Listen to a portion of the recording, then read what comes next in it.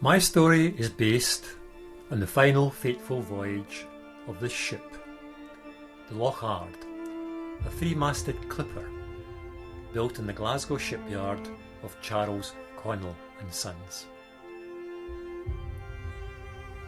This gorge is on the Great Ocean Road, west of Melbourne, and is called the Loch Ard Gorge, and the AVE I'm showing you is based on the connection between the ship and the gorge.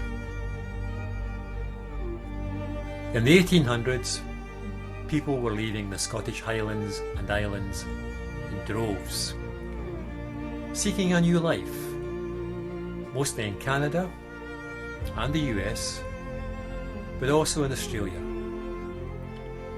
They left black houses, castles, townships, crofts, and the icy Scottish winters to take the road to seaports such as Greenock to find passage to a new life beyond these shores. This story is about one such voyage and how it ended as it reached the shoreline of Australia, but just a few miles from its final destination of Melbourne. On the 1st of March 1878, the Loch Ard set out from Greenock with a crew of 37 men and 17 passengers. She was one of many ships setting out from Greenock, a town with a strong connection to the Highlands and Islands. It's always had a Gaelic church and was renowned for its Gaelic choir. My first primary school, demolished in 2017, was the Highlanders Academy, built in 1887. Back to the Loch Ard's voyage.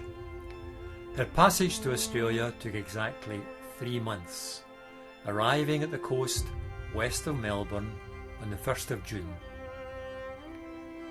This tourist area is called the Great Ocean Road, with its spectacular vista of the 12 Apostles, huge rock pillars rising out of the surf that pounds the shoreline.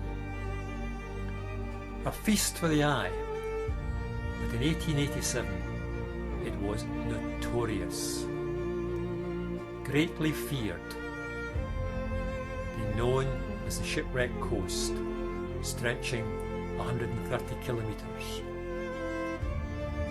There are 638 known shipwrecks along this coast, and sadly the Loch Ard is one of them. June in Australia is winter. The combination of weather, huge crashing seas and fog, and inadequate navigation after thousands of miles travelling from Scotland led to its doom. The ship ran aground at Mutton Bridge Island, and of the 54 souls in the ship, only 2 survived, both teenagers, washed ashore into the relative haven of this gorge, where they were protected from being dashed to pieces on the terrible rocks of the coast. The gorge subsequently took on the name of the ship and became the Loch Ard Gorge. And now, when you go to the Highlands and Islands, you see the ruins of the houses left behind by the crew and passengers of the Loch Ard and of the hundreds of other ships that perished on the notorious Shipwreck Coast, gradually returning to the earth to be lost forever, just as their owners were all these years ago.